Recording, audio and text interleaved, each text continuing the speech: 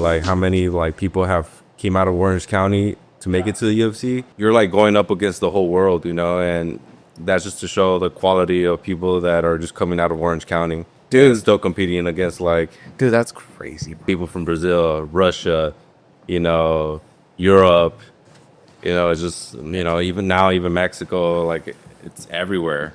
Dude, there's something in our water, bro. I didn't get to drink that water apparently, bro. All right, so guys, today on the Keepin' It Real Since podcast, we got a special guest, Danny Silva. He's got a fight coming up, UFC London, March 21st. So we're excited to have him, man. So today we're gonna get into a lot of things, including, you know, his come up and then everything leading up to the fight in London, March 21st. So thank you, Danny, for coming in, man.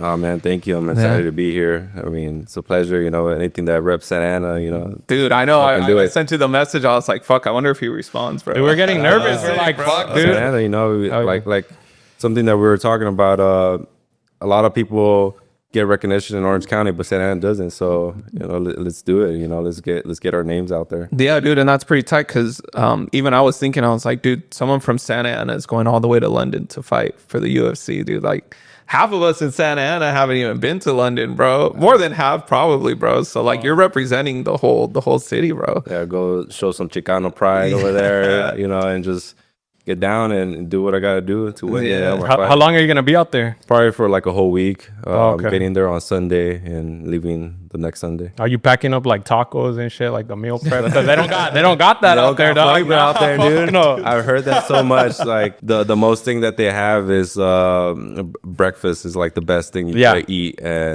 But they've been telling me take spices, take the Chicano flavor. Yeah, bro, for sure. You gotta bring Nord, bro. Yeah. I'm fucking Nord, dog. My stepdad, he's British, bro, and his favorite thing is called what is it, black pudding, and that's just a pouch of pig's blood that they just cook, and that's like their shit. I was like, so there's nothing else? He's like, nah, it's just cooked pig's blood. He's all, it's bomb. You gotta try it. I'm like, have you tried it? Nah, fuck no. Hell no, I barely tried it. What were we eating? Like rabbit or some shit when we went over. But I was like, nah, this ain't it, bro. Like I lost weight and everything, bro. It's the first time I had a six pack. Nice. So yeah, dog. But yeah, are you trying that? If you see it over there, what is it? The black pudding? Yeah. Ah, man. After I knock out this dude, you know, like tribal with it, bro. Me and the bro, we've been watching like your interviews and stuff, and I know you've talked a lot about like your brothers getting you into the fighting when you were 4, and you know them pretty much beating up on you and whatnot, dude. Like for the people who don't know you, like introduce yourself, Danny. Let them know how this all really started and all that good stuff. My name is Danny Silva. They call me a Puma. You know, I started in Santa Ana, you know, and my brothers were pretty tough on me. Single mother, and yeah, they basically wanted to teach me to be tough, you know, because the world was tough on them. And we had a very big ego thing going on in our family between the side of that was my dad's side and my mom's side, which was Vargas, and then our side was Silva. So we were always trying to prove to each other who was better fighters. And it was so dumb because they would make me fight my cousins all the time. And they were like literally train me for like 2 or 3 months and be like, your cousin's gonna come and you better not lose to him because then I'm gonna kick your ass. Yeah. So, and it was bare knuckle. They wouldn't even give us gloves. And so I was always afraid, and he would just beat the crap out of me because he wanted me like just beat it out of me. And I had this thing where I would flinch all the time, and it took a certain point of anger where I would break, and then I just wouldn't care no more, and then I would start fighting, really fighting. But he's all like, why can't you always just beat that? Why does it take so much for me to get you there? And I'm like, that's maybe because I don't want to fight, you know, like I don't want to do this. And he's all like, you have to do this, you know, you have to represent our last name. And so I had really no choice. So growing up, eventually I got rid of this fear.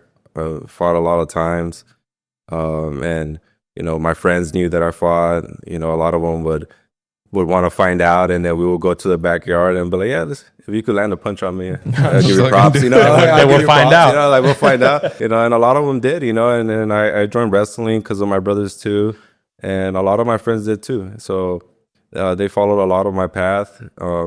you know, and I feel like I influenced a lot of other people, but I never wanted to be the way my brothers were with anybody else. Like, I didn't want to like beat up my friends just because my brothers did that to me. So, you know, something that is kind of crazy.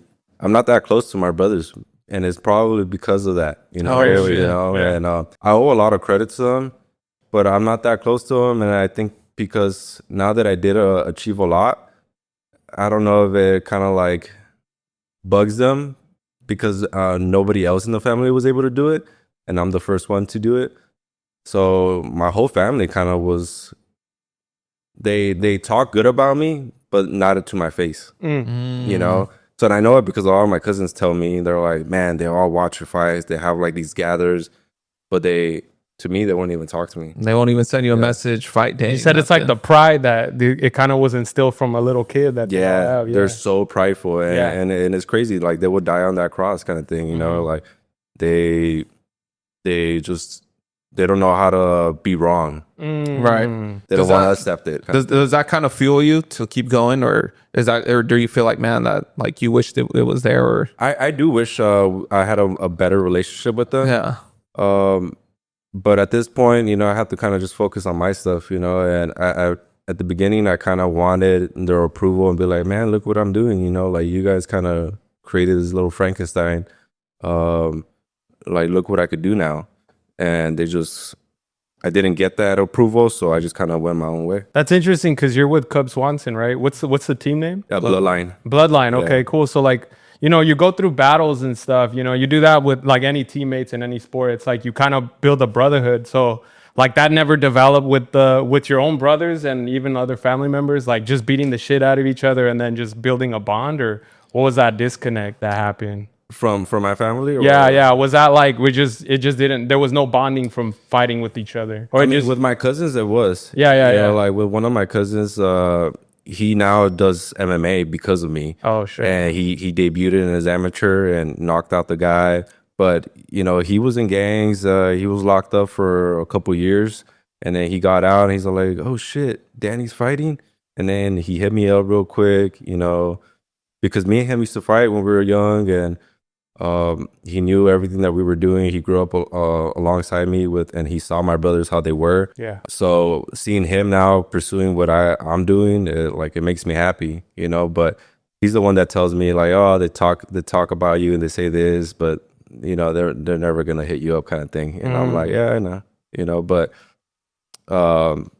he's like a few of my cousins and my girl cousins, like they still have a lot of connections with me, but my brothers and maybe even my uncles, they're too prideful. Yeah, bro. Like, especially my uncles, they're too prideful. It's a good thing and a bad thing too, huh? To have a lot of pride. Yeah. Because the problem is that they don't know how to just kind of let it go and just be happy. And so they carry this anger because it fuels them. They're like, I'm not gonna beg. I'd rather him come up to me, kind of thing. Do you think it's like a cultural thing? Because, you know, I feel like Mexican families 100%. Like us, it's like we're too prideful sometimes and we don't want to admit that. And I'm sure a lot of people go through this, and it sucks, you know. But for sure, it's a culture thing, and I think more people like us talking about it and they hearing it, they're gonna be like, damn, am I that? Is that the way they see me? And I'm like, yeah, that's the way I see you, because this is the way you guys act, you know. And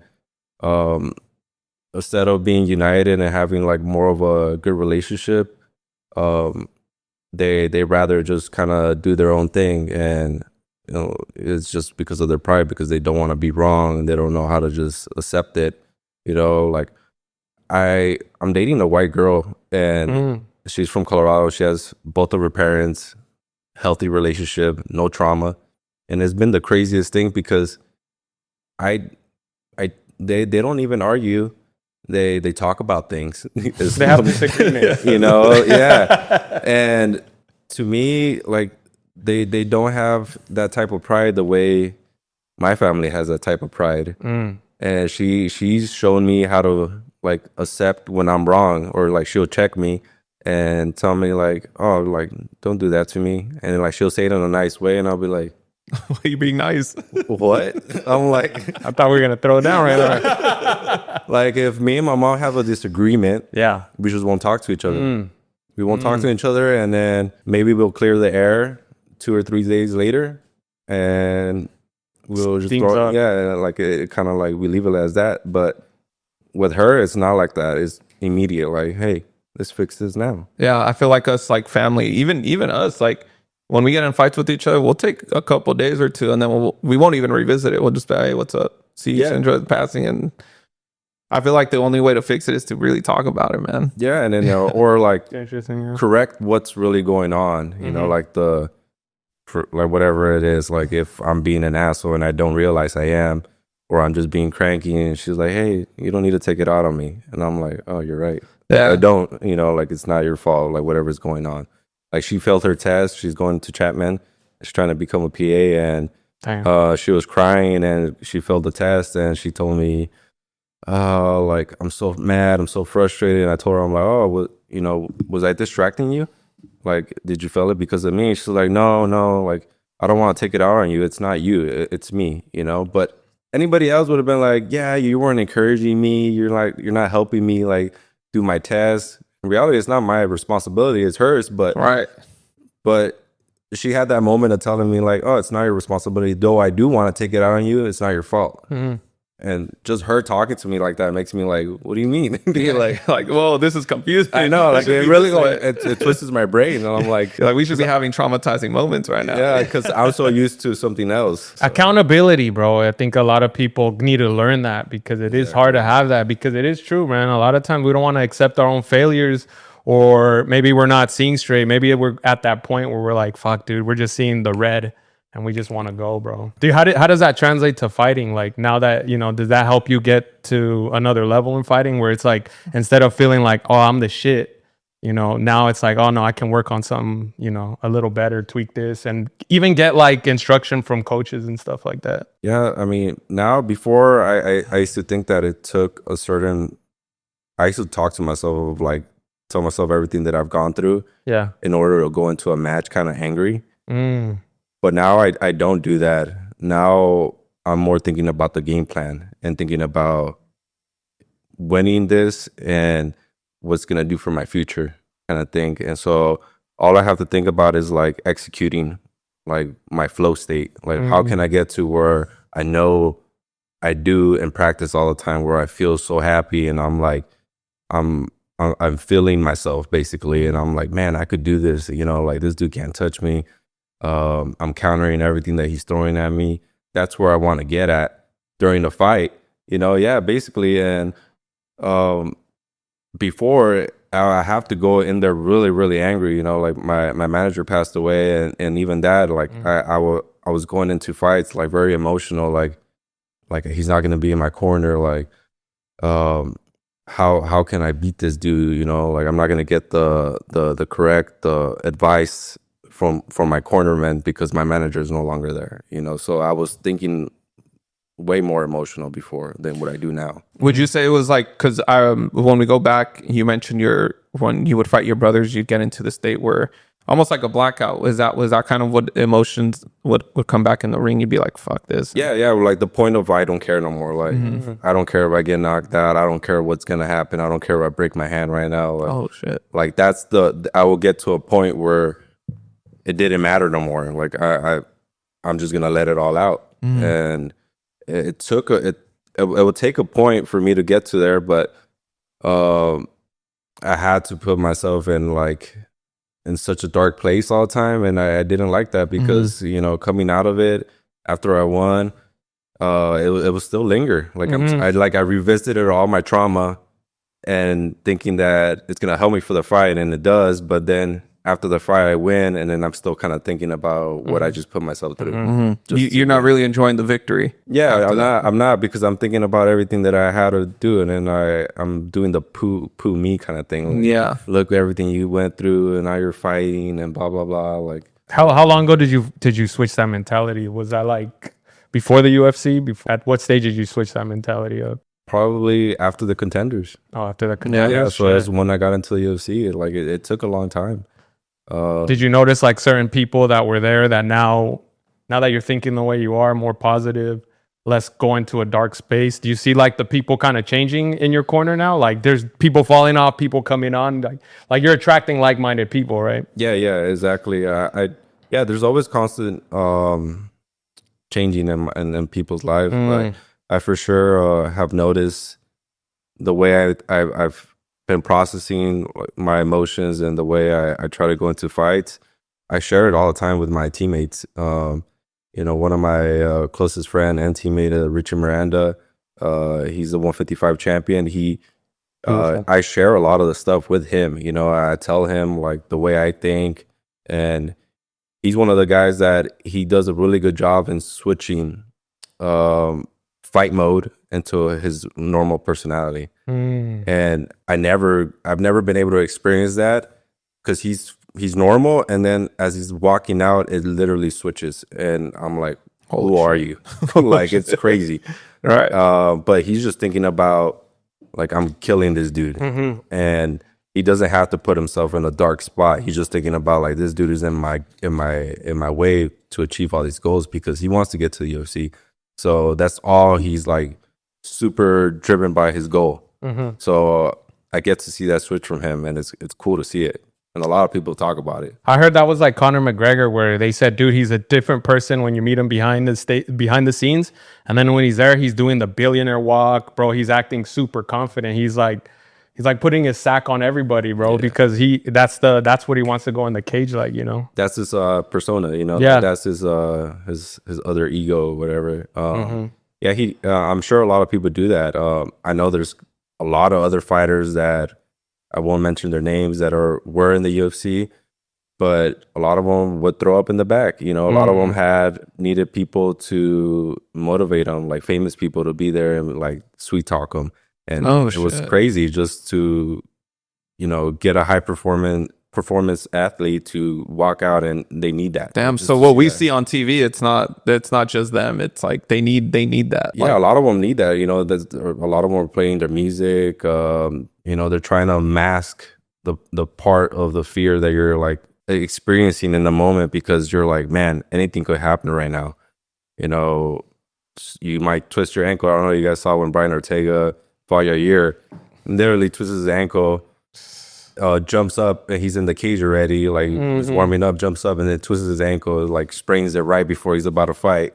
Crazy, bro. And it's just, that's nerves. But he did something to put himself back. He's just like, this is not going to be enough to like for Yair to beat me. Like he made sure that his mind was going to be strong enough. And he's like, this is nothing. But another person would have been like, oh man, I just twisted my ankle. How can I win? Yeah, fuck, I need 50 Cent in my headphones. Yeah, and shit. exactly. I need many, man, Yeah. Man, Well, dude, David Goggins said that. He said, dude, train without fucking headphones. Everybody wants music all around blasting and shit. You need other men hyping you up, hitting your chest. But he's all like, what happens when you're alone, bro? When you're in nobody's there, you got to train. Where's your motivation? Is it external or is it internal, Yeah. Do you fight with music on? Yeah, exactly. No. That's really the thing. My brothers did that to me, and they would make me train without no music, or they would put like Mexican music, like Los Temerarios, and I'll be like, what the fuck? I'm like, yeah, how am I supposed real to get shit. motivated with this shit? how am I supposed to get All those bookies, and are we in love right now, dude?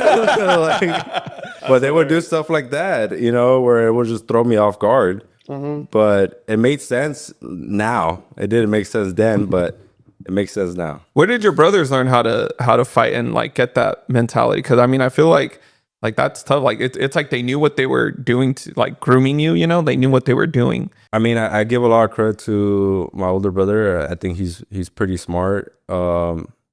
He just he got it a lot from my uncles as well, and people talked about one of my other uncles that lives in Mexico.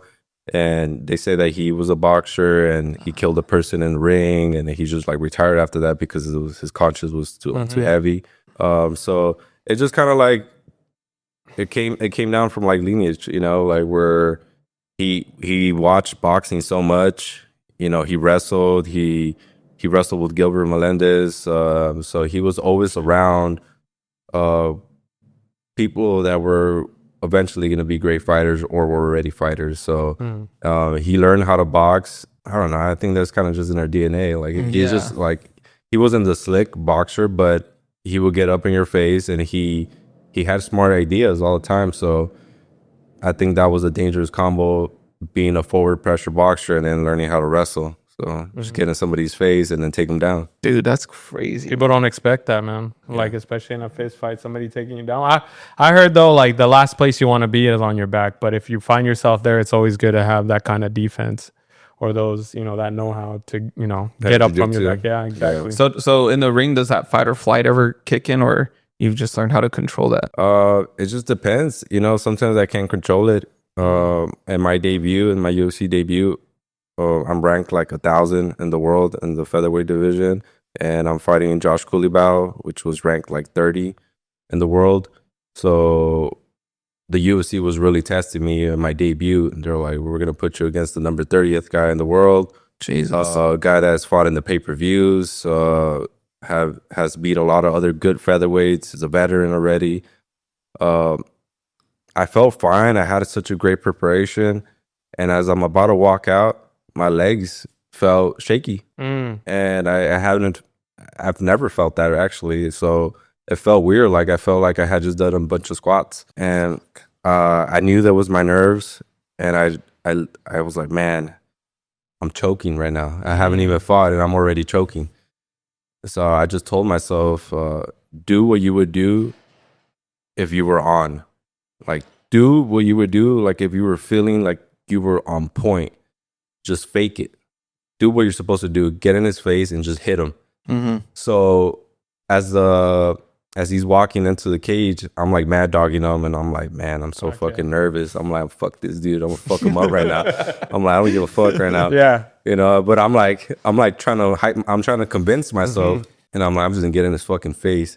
So the fight starts, and I immediately fucking like jazzed me 2 times. I'm like, I don't give a fuck. And I threw an overhand, and I knew he was gonna duck, and I threw an uppercut, and it clipped him and it dropped him.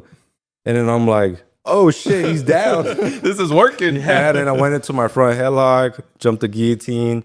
You know, I didn't want to burn out my arms, so I just kind of like wait on him a little bit. Yeah. And then boom, 2-1, I land another 2 big shots on him, and I'm like, man, this is so easy right now. I'm like, what's going on? This is the number 30th guy in the world? I'm like, literally, now my brain is like going in shock, because I'm like, I can't believe that this is being so easy right now.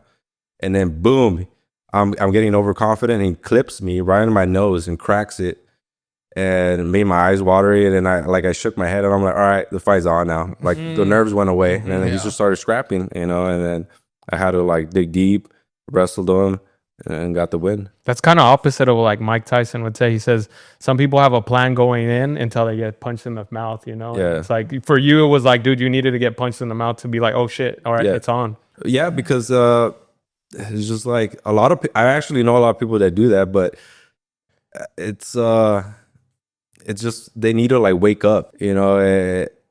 Then your brain needs to realize like, oh, we're in a fight now, not in a performance event. There you go. All the lights can confuse you, huh? And it makes you think that you're performing, so it's like almost having like stage fright, you know, going up in the stage and having to say a good words for whatever is going on, and then you're like, oh man, I'm choking right now. I don't know what the hell to say, and it doesn't feel natural. Or you're reading off the card like that. So I think a lot of people get that confused instead of thinking like, no, this is a fight. So that I was feeling that. I was feeling the performance, because I knew I had such a good come out from the contenders.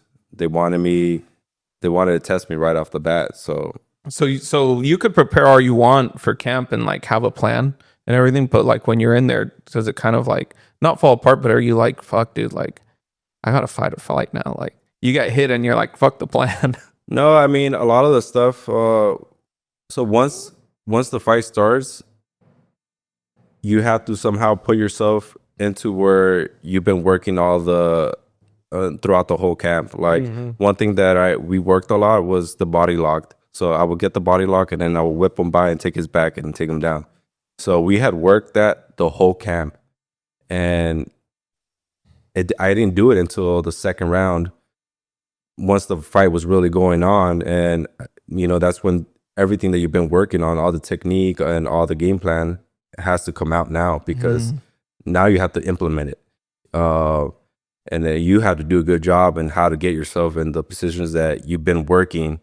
And most likely you're working in positions where he's good at, and you have to have already a counter. So he's going to want to work on his stuff, and you have to have an answer for it already. Damn, dude. So this is more than fighting. Oh, yeah. Like everybody has their, their go-tos, like some people might have a really nice high crotch, so how do you stop it? Like you have to somehow figure out, like, okay, am I going to bait him to shoot it so I can catch him in something? You could think like that. Or, if he catches me, we're going to have to get into this type of scramble. There's just like so many things that you have to think about. You have to maybe 2 or 3 steps ahead of him. You just have to set him up. Do you think there's like a counter for everything? There's like a counter for every move out there? 100%. Counters for everything, and where people win is the mental warfare. Like when you start taking over the fight, where I'm making him fight my fight. Like if I'm a good inside fighter and this guy is a good, stick and move guy, and ends up fighting inside with me the whole time, like then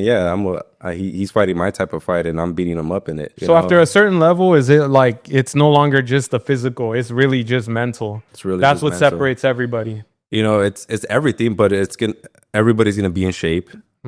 Everybody's gonna know how to wrestle. Everybody's gonna know how to strike.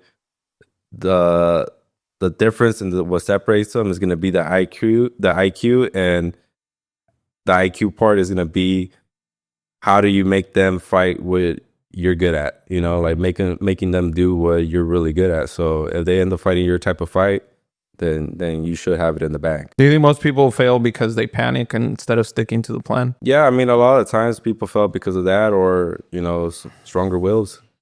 Sometimes there's been times where, like when I first debuted as a pro, I fought this guy named Johnny Soto. He was undefeated as an amateur, had all these belts, and he was supposed to go to Bellator, which he did eventually.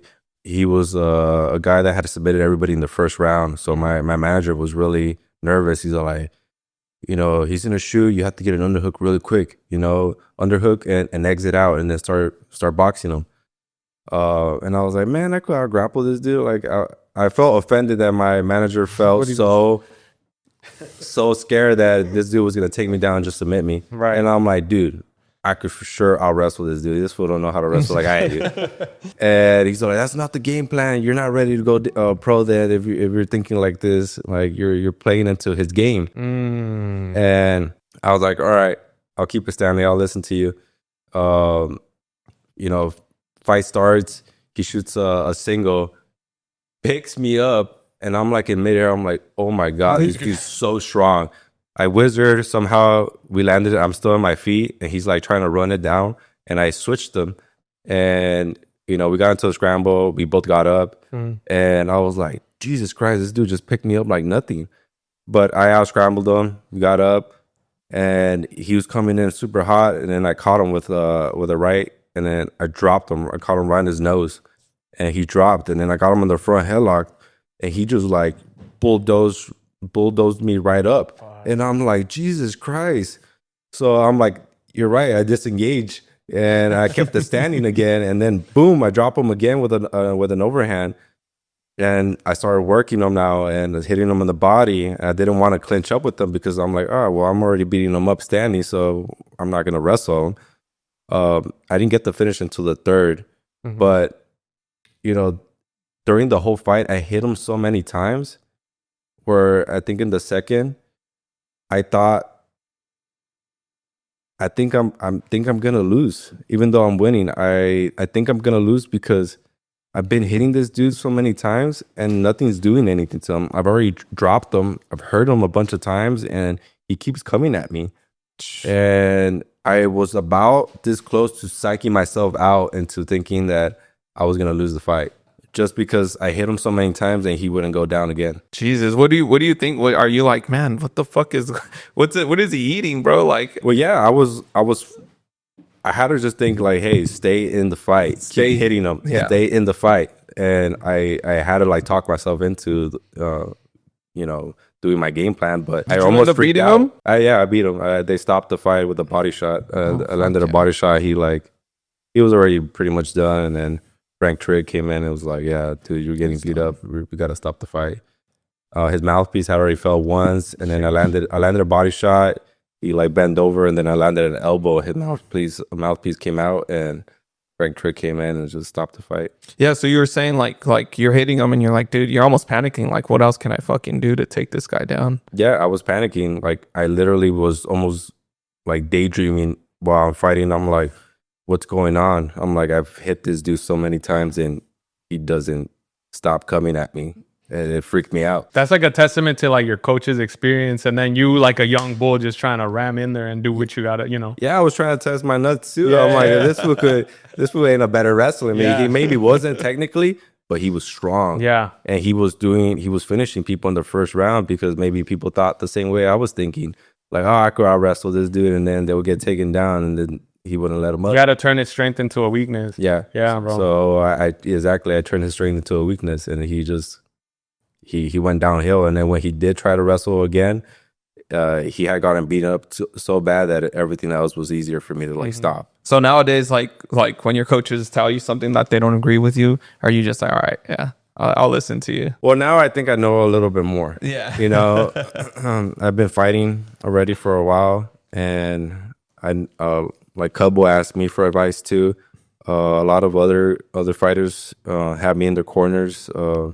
I think I've learned so much growing up from Cub that now I have my own thoughts, and I see things differently. I think I'm considered more of a new generation type of fighter, while Cub is more of an older type of generation fighter, and they're still even older than that. But the way I process things now are a little bit different, and they might not agree with it, but we conversate and we give each other's input all the time, and then like that's basically what our Bloodline Gym is going to be about. Is just we're all pro fighters, so we're all sharing ideas. We don't really have one single coach no more.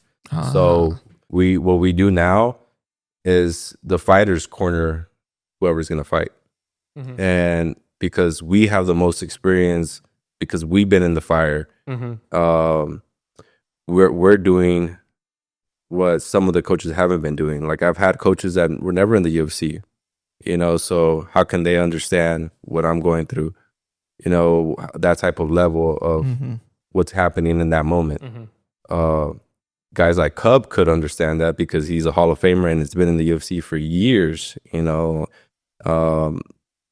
So for me to conversate with him, other fighters that are not in the UFC, they ask me questions because I see things differently now, and I'm more than happy.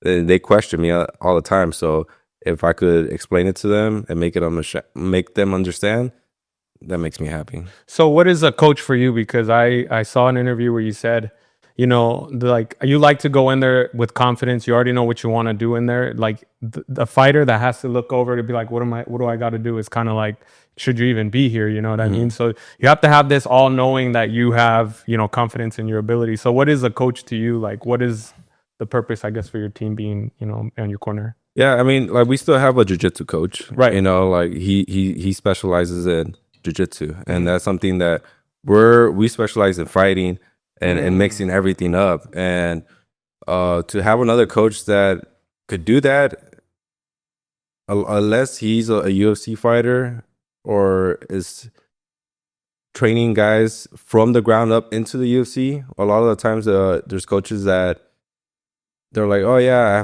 I have all these UFC fighters, but they didn't train that guy. They got him already in the UFC. They're already good. You know, they're not like, they didn't create him. You know, like if they're able to do that, then yeah, like let me get in whatever you're teaching, because if you're able to create a bunch of UFC fighters or UFC champions from the ground up, then yeah, I want to know where you're showing them. But to me, a coach is somebody that specializes in something. Like, I have a boxing coach now, and he knows way more in boxing than I do, even though I know how to box, but that's not my specialty. That's not something that I'm good at. What I'm good at is mixing everything up, and it's just getting in a fight. And so to me, I got a new boxing coach, Trevor, and I have a couple of jiu-jitsu coaches, Felipe Ferral and Garrett. So Garrett is one of my closest friends, and he's gonna be with me in London. So I trust him with the specialty of grappling, because I'm fighting a guy that's gonna be a grappler. So he's putting me into scenarios, things that we think that might be likely to happen. Like if he shoots, he's gonna go into a body lock or this or whatever. Like they're gonna be putting me in scenarios where we think he's good at. So that to me is a coach, somebody that has a specialty. I feel like you said, you have it's not just one coach, it's multiple. It's kind of like you get a little bit from everyone, and you kind of take what you like, what you may not necessarily don't like, and then you make it your own. Yeah. It's like you said, like there's traditional people who are looking at their coaches like, what do I do next? And it's like, dude, man, what the fuck? Dude, when you get pro, if you're doing that, I don't know if you should even be there. You know what I mean? The thing with a lot of guys that go pro, especially like guys that have won world champions in jiu-jitsu, they're great grapplers, but then they don't make it in MMA because the fight starts standing all the time, and then they get a guy that's a good wrestler. The guy's just like, well, I'm not gonna let you take me down. I'm just gonna punch you and keep it standing, And a lot of those jiu-jitsu guys fail, even though they're great athletes, have all these championships, but then they go and they fight a real fighter, and it's like, well, I'm not gonna do jiu-jitsu with you. I'm gonna fight you, and I'm gonna keep it standing, and they end up losing because of that. Or guys that are great boxers go into MMA and then they get kicked a bunch of times, or they get wrestled, and then they're like, this is not fair, like I can't get CM up. Punk or something. He did something similar. Dude, he got his ass beat. It was embarrassing. I don't even know why the UFC did. Would you have felt bad to beat somebody up like that, like kick his ass like that? Have you ever felt bad for somebody where you whooped them so bad you're like, fuck? No.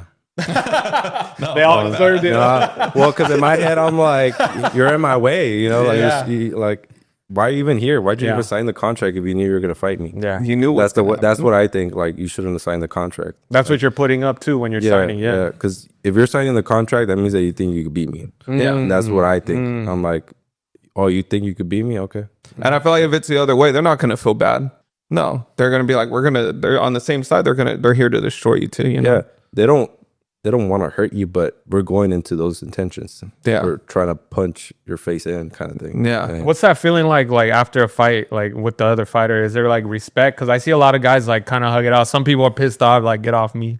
Like, is there like, what is that? It's not remorse, but what is that feeling? Well, I mean, it depends. If you're on the winning side, for sure, you want to be like, yeah, man, like all respect. If you're on the losing side, you're and being a pro and being in a high level in the UFC, yeah, I think you have to be kind of a little bit of a sore loser in order to be like, man, fuck this dude, like, especially if it's a close fight. I think being a little bit of a sore loser is not too bad. Obviously, like if you're like, I don't want to shake his hand or anything, then you're just not being a man at that point. You have to kind of take the loss, but you should feel a little bit like, fuck this dude still. So is it true? I'm gonna jump over to the Contender Series. Is it true that Mark Ruas, right? Am I saying right? Yeah. He told you if you won, you'd get your black belt from him, right? But then at that same night, you're also fighting to get your contract, correct? So that's like a double win, dude. Yeah. So like when you're in the ring, like what are you thinking about? 'Cause I feel like there's so much, not pressure, but like expectation. Does that get to you? Yeah. I mean, there was a lot going on when I was fighting the Contenders.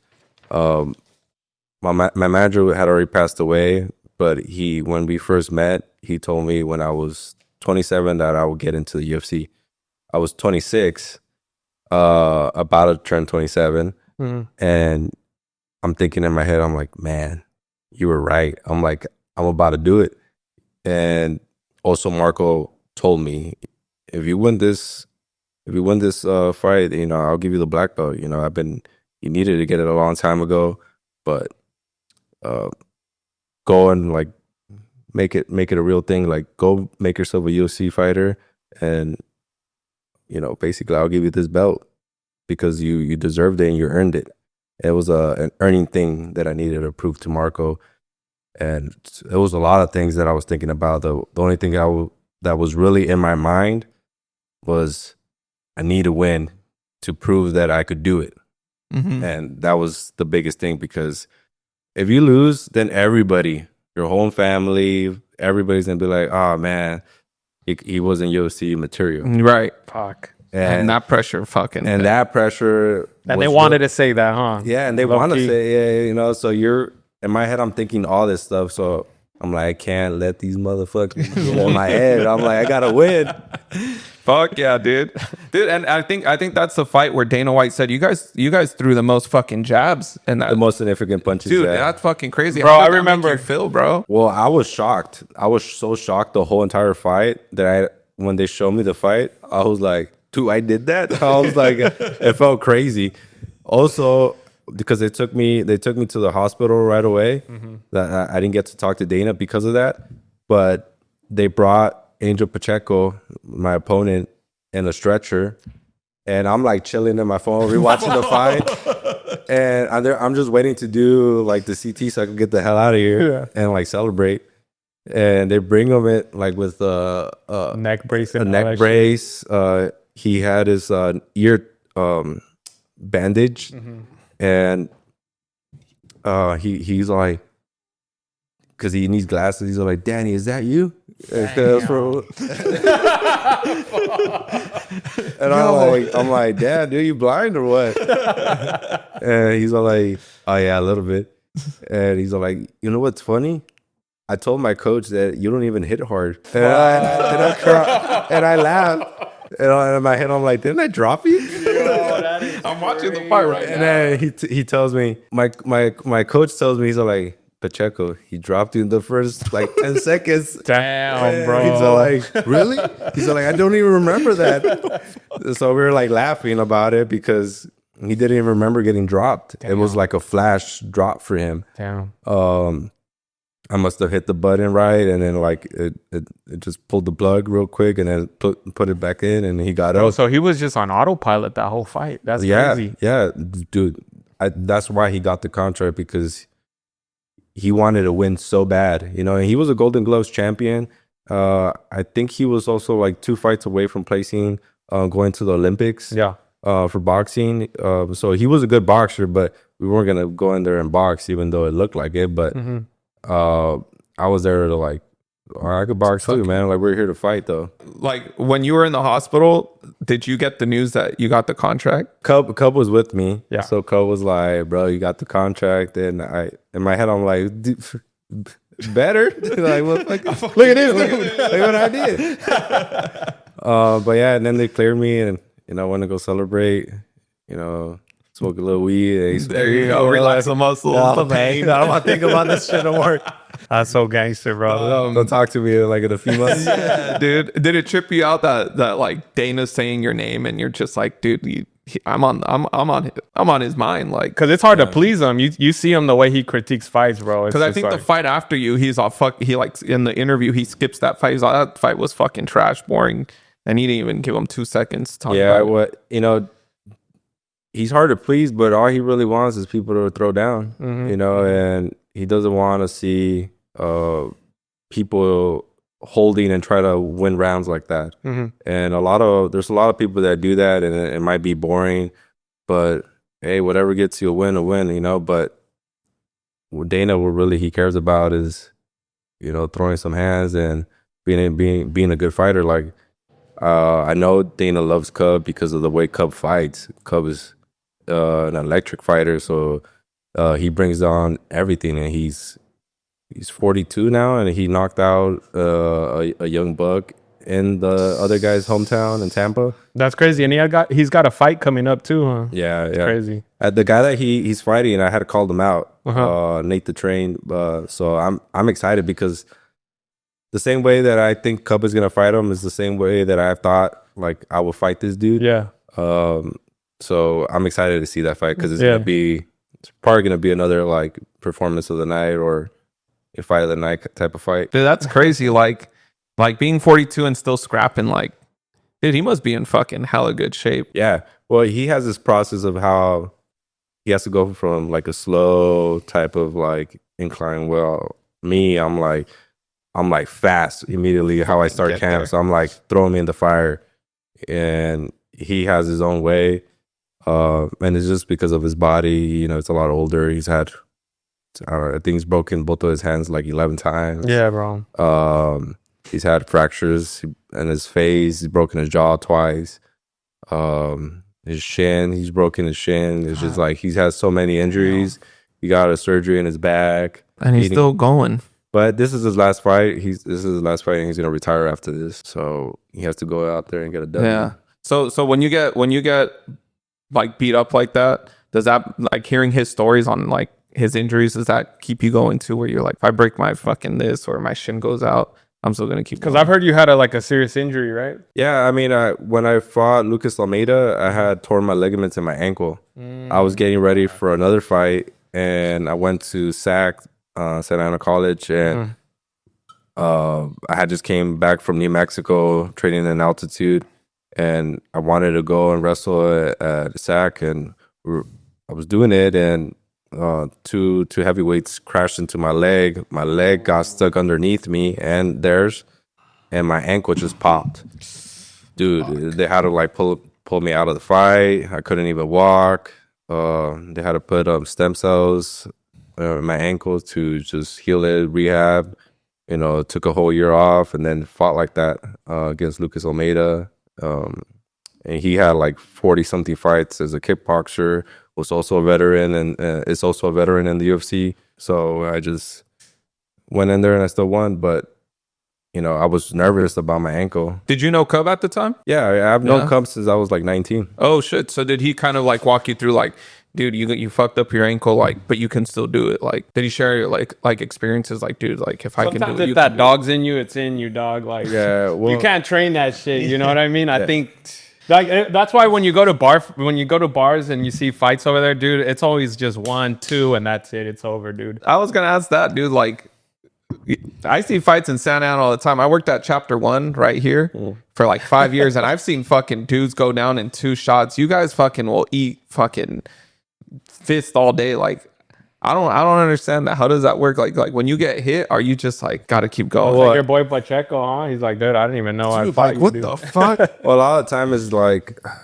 I mean, I tell people it's really the neck. You know, your neck really protects you from getting like whiplash, and that's what if you have a weak neck and then they crack you, you know, your neck is snapped. So then your brain rattles inside of your brain rattles in your skull.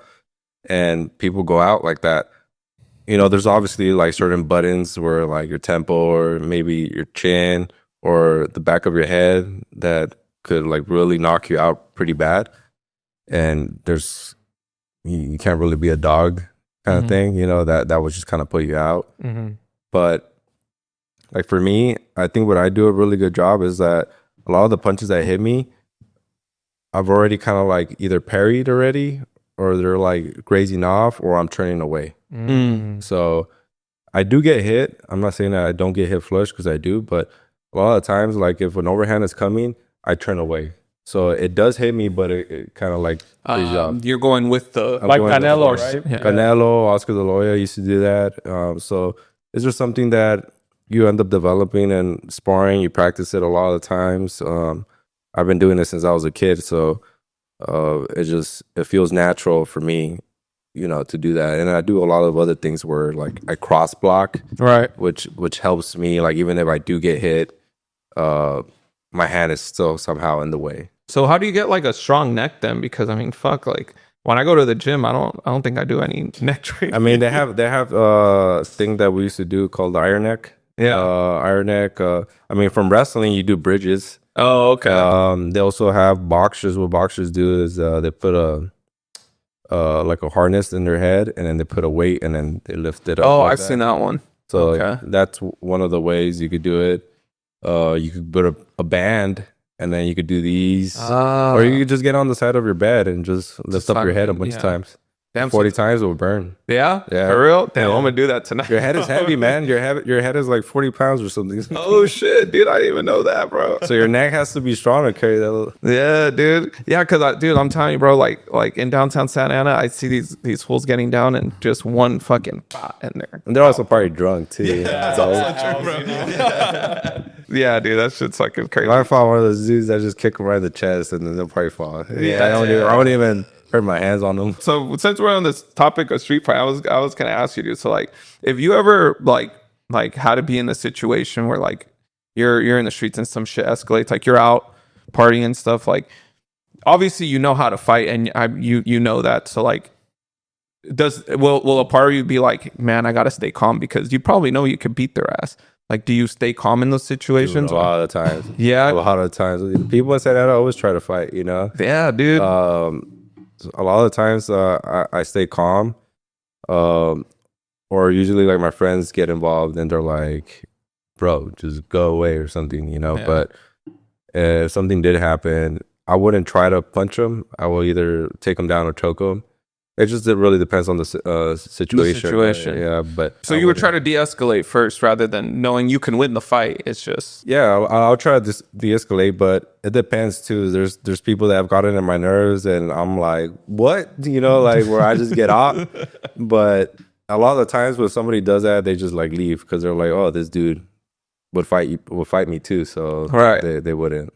Like not that long ago, I was in Irvine. We were going to get a pepper lunch. Oh, dude, I always wanted to try that place. It's so good. So we went with my friends, and I was waiting because it's so hard in that parking structure to just get even a parking.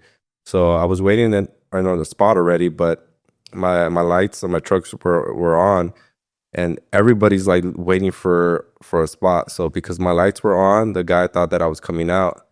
The car in front of him had already asked me, and I'm like, no, go ahead. Like, I'm not coming out. And then he rolls his window down, and he's like, are you getting out? And I couldn't roll my window down because my car was off, but just the lights were on. Mm-hmm. So I opened the door, and I'm like, what? And then he's all like, are you getting out? And I'm like, no, man. And he's all like, you turn off your fucking lights. I'm like, you know the fuck? It's fucking on, bitch. And I'm like, fuck you, bro. I'm like, fuck you, know? Yeah. I'm like, get off. And then he fucking drives off. He drove off, bro. Did he see the fucking cauliflower? A lot of times people see my cauliflower and they're like, oh, never mind. Never mind. So I talk to my pretty side where I got my earring out. And then I'll go like that. And they're like, what? Oh, shit. I was tripping. Never mind. That actually happened to my brother, dude, when I was in high school. It was so funny. This cholo, we were in the 7-Eleven in Brea. And like Brea Bueno Park. And it was funny. We were getting Coke Zero, one of Canelo or Marquez, I think, versus Pacquiao. Oh, the last one. Oh, and it was happening. And my brother was looking for a Coke Zero for my mom, and we're both like, we're kind of in the way. And this cholo dude tries to like get by, and I'm like, hey, you know, like to my brother, like, you know, kind of like get out of the way. And then like he moves, and then the guy goes, you guys are just in the fucking way. You know, he keeps walking, and then my brother's like, what? You kept it real. And then the guys are like, you just guys in the fucking way. Like, fucking make up your mind already. Like, and my brother fucking closes the door, and he has it on the left side. And he's like, what? He's like, what the fuck, bro? Come over here then. And then as he turns, the dude goes, bro, never mind. And then he's like, what? What do you mean, never mind? Yeah. You fucking said shit. He's like, nah, I saw your ear. Like, you probably know how to fight, huh? You're gonna fuck me up. And he's all like, yeah, motherfucker, let's go. Yeah. And he's all like, nah, man, I'll put my tail between my legs. He literally said that, bro. He literally said that. He said it like a man. He's like, nah, I'll put my tail between my legs. And I was like, what the fuck just happened? Yeah, that's crazy. That was the craziest thing ever. I'm like, you put your tail between your legs? Holy shit. That was the craziest thing. But a grown ass man saying that. Yeah, but I was like kind of respect because I was like, bro, you're about to get your ass beat. Like, bro. At least he had some risk management, huh? Yeah. He knew it was so crazy to just experience that, like being younger, and I was like, "What the hell?" Like, it's crazy. Did you ever drain them or anything, or you just kept it? Yeah, dude, I've drained them a bunch of times. Like, it just couldn't anymore. Yeah. I don't know. Like every day, I would be draining it. Fuck. Yeah. So They say like when you're a wrestler, they like I don't know how they did it in Saddleback, but at Santa Ana they said they would always put the squish your head on the mat just to get it, like just to be an asshole on both ears. Oh no! I mean, the way I used to give it to my teammates, I would take them down and I'll put my elbow under here, and then I would go like that, and I'll be like, "Get up, then! You shouldn't be in the ground." I'll be like, "Get up!" You know, well, one of my close friends, he had to go to the doctors and like have it drained, and like it was funny because he was freaking out. I was like, "I don't want cauliflower." So does it develop after like one match or something, or is it like over time? No, it's like like a bunch damage repetitively to your ear. Like your blood vessels pop, and you know you can't fix it no more. Once it gets like this, you need like a plastic surgery kind of. Oh shit! To sculpt it, I guess. But I mean, but it's almost like status, bro. I'd keep it. Like all my teammates have it. Yeah.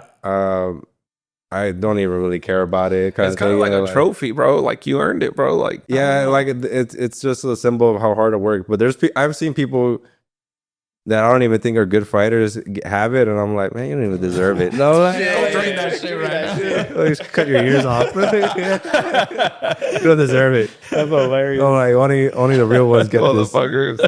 Dude, and you know what I noticed? Like nowadays, like martial arts, jiu-jitsu, all that stuff, it's like really popular. Like a lot of people are into it and stuff. And I feel like, do you think a lot of people now, like you were saying in Orange County especially, like, do you think there's a lot of competition into getting into like the UFC or the LFA and stuff like that? Like there's always someone wanting to compete. Yeah, the UFC dude is I think like 1% or less than that to get into it. Oh shit, dude. Yeah, it's so hard to get into the UFC. LFA is also very hard. I didn't get into LFA. I mean, a lot of it depends on status of who you are. It could also depend on like if you're Instagram famous, which is now a thing too. I didn't even have my first LFA fight until I was 5-0. Oh shit! But I had already fought in a lot of good promotions. So I fought in promotions that were already being in a UFC Fight Pass. Like CFFC was my pro debut, and that was already like a big deal. I fought in Combate Americas, which is now I think Combate Global, but that was a big Latin America promotion. Like Univision shows it a lot. Like people from Tijuana know who I am because they show it all the time over there. Right. Where else did I fight? The most local one was the Fight Club OC, which is in the fairgrounds in Costa Mesa. When I used to love fighting there because everybody from Santa Ana would pull up there and get drunk. Like it was cool. And fighting in a ring, they will have a hybrid type of show where they will have boxing match one of the fights, and then the next fight was an MMA match. The next one was boxing, MMA. Boxing, that's pretty rad. That was really cool. Yeah. So those shows are really cool. And once I made a name for myself there, LFA called up, and then from there, LFA was a feeder to the UFC. I don't know how it is now. It's like you were saying, like social media is a big part. Do you think like, I feel like fighters like Ryan Garcia and like Anthony Joshua made that a thing? Because like I see them all over the internet, and like, I mean, are they okay boxers? I mean, yeah, I mean they've won fights, I guess, but like I feel like social media is the reason why they're still relevant, right? I mean, do you think that's true? Yeah, there's a lot of people that just create drama just to keep themselves relevant. Right. Like there's stupid stuff that, like our Mr. Rukin is doing like all these like trending like videos just to keep themselves like more popular. I'm not saying that he's not relevant. He is, but it's just so it kind of like forces the UFC to make moves for him because they're like, oh, well, a lot of people are already clicking on him. If we get him a fight, we're going to get even more clicks, because he's making himself way more known and doing all the popular, like the stupid earbud thing where like he bumps into a girl in the gym and then like they have two different songs playing. And I'm like, dude, this is so dumb. What does this have to do? Like they're doing shit like that, and Ryan Garcia, made that very popular. He is a good boxer, but also because it's all about media, like do you keep evolving? Like right. like all I think about is getting better. Right. but I also know that now part of my, like half of my job is to promote myself. So that's another like hard thing, because I'm like, man, you know, I was raised to train, you know, like get the job done, fight, and think about fighting only. I'm not thinking about the show part, you know, which is now a big thing because we live in a social media world now. Like even Jake Paul, like I don't even know what he's doing boxing, bro, but there he is, dude. There he is, and he created enough hype to get him to that level. Yeah. All of a sudden, he's fighting, you know, Mike Tyson and stuff, which is fucking crazy. But like it's almost a gimmick. But you have to play the game sometimes, you know. I guess to have that stage, you know. But I mean, it's like I feel like a lot of people get themselves fucking hurt, especially the young cats out there that are just solely relying on social media. Like you're dedicated to actually the fight. Some people are like, I think they might just see the money and be like, hey, you know, if I can get into UFC, maybe I can learn to fight a little bit, but I can do the social media stuff and blah, blah, blah. And those motherfuckers are going to get smacked in the face, dude. Dude, I've seen it already. Like, I've seen people that focus too much on the social media and then they have fights and then they just lose. Yeah. And I'm like, I told you. Yeah. like you should, like, don't do it just because you're trying to get clicks, you know? Like, dude. So what kind of fighter do you want to be in the UFC? Like, do you want to be that all superstar fighter, or do you want to be, you know, more known for like, dude, this guy's just kicking ass and collecting checks, you know? Man, that's a hard question. I think I'm like maybe 2 or 3 fights away where I could like get myself close to the top 15 again, because I was pretty close until my last fight.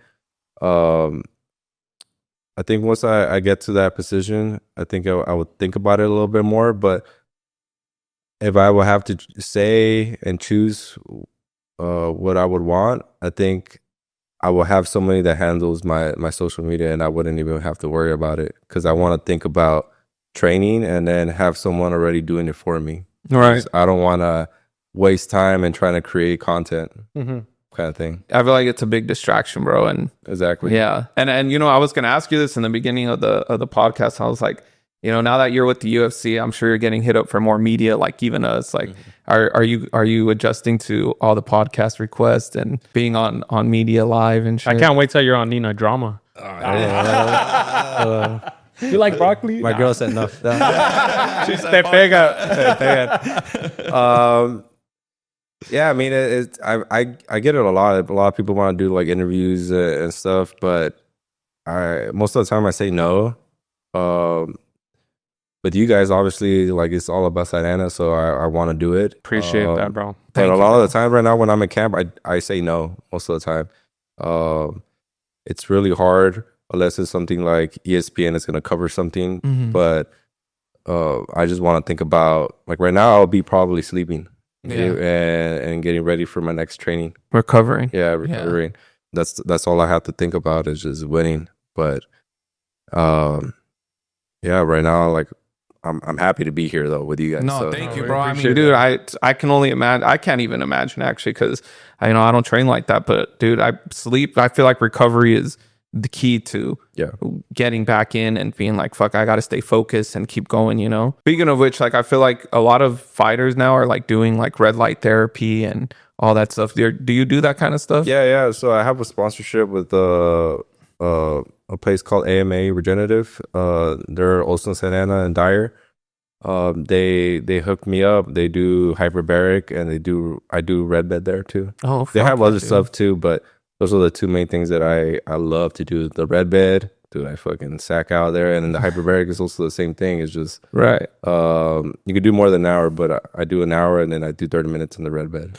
What's the hyperbaric? What is that, like oxygen? It's an oxygen tank. Yeah. So it's an oxygen tank that basically forces all the oxygen into like places that it won't reach. So like, say that you have an injury like on your ankle or something, it's gonna force recovery down all there, and it's good for cancer. Oh shit! So they do it a lot for cancer, and then it's good for your lungs. It's just getting more air into your body, which is a lot of the times if you have like blockages, you can't recover because of that. Yeah, because there's like the red bed, and then like, are you taking like creatine and like stuff like that supplements. Yeah. What would you say are like the top 3-5 supplements that you're like, damn, I gotta take these every single day? Every single day, vitamin D3, magnesium, glycinate, creatine, and my electrolytes. Told you. Yep. Hey, how hard is it? Because you see it more in boxing, like where they're like, "Oh man, I didn't know. I ate a steak somewhere and they had such and such." Like, you have to really be. Do you have to really be on top of your stuff, or do you feel like? Well, it depends on the person. Yeah. For sure. But like after weight cuts, a lot of people have sensitive stomachs because you dehydrated yourself crazy. So the most important thing is hydrating. So being able to get all that water back into you. I drink like 3 gallons before I end up fighting the day before. Fuck. And then the day of the fight, I'm like at a gallon and a half already in. A lot of it is trying to replenish all that sodium that you lost. So you want to kind of go slow before you eat. So you want to maybe do rice, get some type of like carbs, like rice cakes and stuff like that, kind of get slow into it. But I would do fish. I've done steak before, and I've done chicken. I've done pasta. It doesn't affect me really much. So I would do fish because it's a lot leaner and it's easy to process in your body. And it has a good omegas, so it's really good for your brain and your joints. So you've experimented with like so many different diets, bro. Yeah. Are you still looking for a perfect diet, or you kind of finally found one? Not really. I mean, it just mainly depends how I feel and what I'm craving that day. But I just try to keep like throughout my camps. I try to keep like real food. Okay. You know, like I'm not gonna eat anything fried. You're not going to Los Grandes or Nah. Taqueria. No, what is it called? Tapatía. Tapatía. Yeah. Tapatio's bomb. Oh, bro. I do go to Bandito. Right Oh, here. Bandito. I love that spot. Yeah. Bandito. The boys are cool there. Yeah, I don't eat it all the time, but that's more my cheat meal. And then it is not like super bad, but it's a little bit greasier. Right. But it will kind of like fuck my stomach up because I put extra chile. So Yeah, I'm like putting on a bunch of saying. salsa. I'm Yeah, like, yeah. damn. And their shit's good, dude. The It's so salsa and all good, that. yeah. Yeah. So, and their tortas are fucking bomb. So that's more of my cheat meal. So I'll try to do like, if I do, once a week. Right. You know, In camp? In camp, yeah. Oh, okay. Yeah. I won't do it every day. I mean, carne asada is fine, you know, just I won't eat a bunch of tortillas. I'll eat maybe one. Do you think that really does that really affect like training and all that, like tortillas, bread and all that shit? Or is it just more for... It just is the problem with a lot of people is that they overdo it. You know, I train so much that I'm burning so many calories that I need to, like one of my strength coaches was like, you need to get like 4,000 fucking calories because you're training so much. We have 3 practices a day, you know, and I'm trying to replenish everything that I'm losing, and I don't want to get too skinny before the fight. And then that's how people get injured. So do you like track? Are you one of those that like track your protein intake, carbs, and you have the app and it's like you have this much protein left to intake and all that? No, I have more of a mental note There kind you of thing of it, but I am tracking what like I ate this. I need to add more of this, you know, whatever. Yeah. So I'm really bad at eating greens. So one of the ways that I like to eat my greens is like I like steaming broccoli because I won't eat it any other way, really.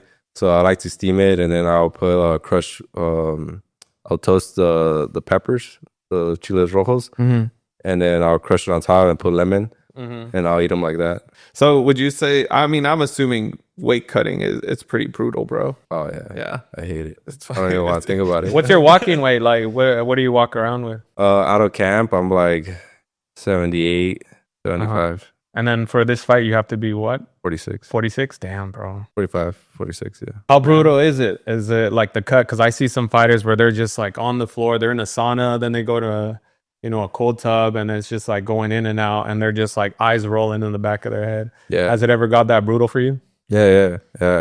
Every time, you know, I have to put myself in a mindset where I think like this is gonna suck, but this is the first battle. That's the way I think. This is the first battle. I gotta win this battle, and he's also going through the same thing. So I win the first battle, And if he misses weight, whatever, you know. But I'm thinking about I gotta win. I can't give him any satisfaction that I lost and I missed weight, because that to me is like loss. So you're used to being uncomfortable, putting yourself in uncomfortable situations. Yeah, you and have to thriving. be. I mean, the whole fight is gonna be uncomfortable. You know, Right. like the leading up to the fight is gonna be uncomfortable. Having to do sprints is gonna suck. Like going to my 8 p.m. practice tonight. Like I don't want to do it. Yeah. You know, like I don't want to do any of that. But that's the cost of making sure I win. Like I have to make sure that I gotta win. So I'll do all that. See, that's a sacrifice. But normal life, like, that's no longer the goal, right? Like, I feel like, well, I mean, it's not like it's bad to be normal, but at the same time, when you want to be excellent, when you want to ascend into something different than that, your family's never, a territory where I think family's never been, because I don't know, our family, I feel like there's some successful people, but it's not frequent, and you always want to like push the line and go further, So is that like something motivating you too? Like that's why you're willing to take the fucking training and all that shit, and even beating the shit out of somebody. Yeah, I mean, what I really want to do is when I want to feel normal when I feel like I've accomplished something, where I'm like, I don't have to worry about it because I did this and I did that. It's kind of like getting your shorts done, like I could go and chill now because I already did everything already. I cut the grass, put this away, I threw away the trash, whatever. I fixed the wall, whatever. Just then you go and chill, and that's the way I want to feel. Like I did a lot, and then I could now take a break and be like, okay, I could feel normal. I could not have to worry about anything no more. It's like when Thanos got all the Infinity Stones. Yeah, and he goes into his vacation thing. Yo. That's literally how I want to feel. You Like, earned damn, it. I snapped half the food in the roster away. Snap like Look at my resume. I got all these fucking all these Hell yeah. So That's a clip. So you got your fight in London. So like it's obviously not home soil. It's far away from home. What changes knowing that maybe the crowd might be against you over there? Yeah, I mean, I'm Beat his gonna ass. show up with some West Side songs, like I'm gonna try to make my presence known when I show up, but I know I'm gonna get booed. But I just have to stick to the game plan, like the boos aren't gonna help him win a fight, what's gonna really matter is if he can execute his game plan and if he could stop mine. Right. And that's all I'm gonna be thinking about is executing my game plan and putting the pressure on him. So, Do you think you'll feed off of that energy of like it doesn't matter if they're against you or whatnot? no, I just don't care. Oh, good. It just doesn't bug me. My last fight, I think I was more surprised because I fought in the Apex and I fought against Kevin Vallejos, and he had such a big crowd in the Apex, and I thought it was gonna be more neutral ground. So going into the fight, and then seeing that, it kind of really threw me off. So it made me a very emotional fighter during the fight. So in reality, if I would have been mentally prepared for it, I think it would have been a different story. Obviously, not going to London, I know that this is enemy territory. So my whole camp, I'm thinking about it like, just shut them out. Like it's not gonna win him the fight. I just need to go in there and silence the crowd. Right. I'm gonna knock him out, and everybody's gonna be quiet. Is this your first international fight? I fought in Mexico before, but not overseas. Not overseas. Are you stoked? Yeah, I feel this like, is what I've always dreamed of. dude, that's fucking sick, The dude. O2 Arena, a lot of good things have happened there. So I'm excited to go over there and make baby Danny proud. There you Like, go, that's really dude. what it is, because that's something that I always dreamed of. Marco Antonio Barrera fought Prince Nassim, and Prince Nassim is also from the UK, and he went over there and he fucking kicked his ass. I remember that. And yeah, that's my mindset right now. I'm gonna fucking do some Barrera shit. Wait, really quick. Now I gotta interrupt you. What's better, wrestling or boxing? Fuck. Oh shit. And even then, what would you rather do after that follow-up question? Would you rather knock somebody out or submit them? Damn. Fuck. What's better? obviously for MMA. For MMA, I think wrestling comes more in handy. Mm-hmm. But I think to learn the art of boxing, I think it's a little bit harder, even though wrestling is way harder. But to learn how to be a good boxer, it's also very extremely hard. But I think it's more satisfying to knock somebody out than submitting them. Yeah.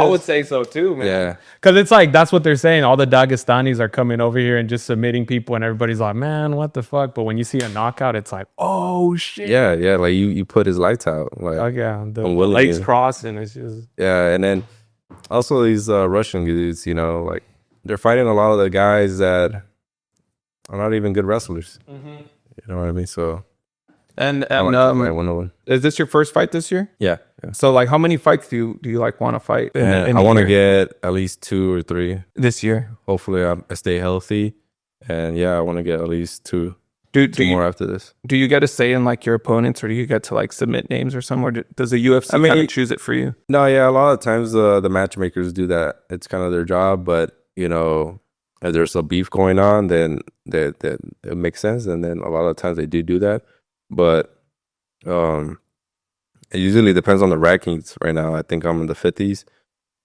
So once I beat this dude, they're probably gonna give me somebody, maybe a name or something.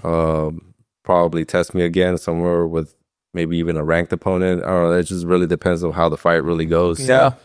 If I go in there and I knock this dude out within 2 rounds, you know, and I'm calling out my last opponent, Kevin Vallejos, because he's fighting a ranked opponent. Mhm. So that's my plan, you know, chasing him. You want to get Vallejos? Yeah.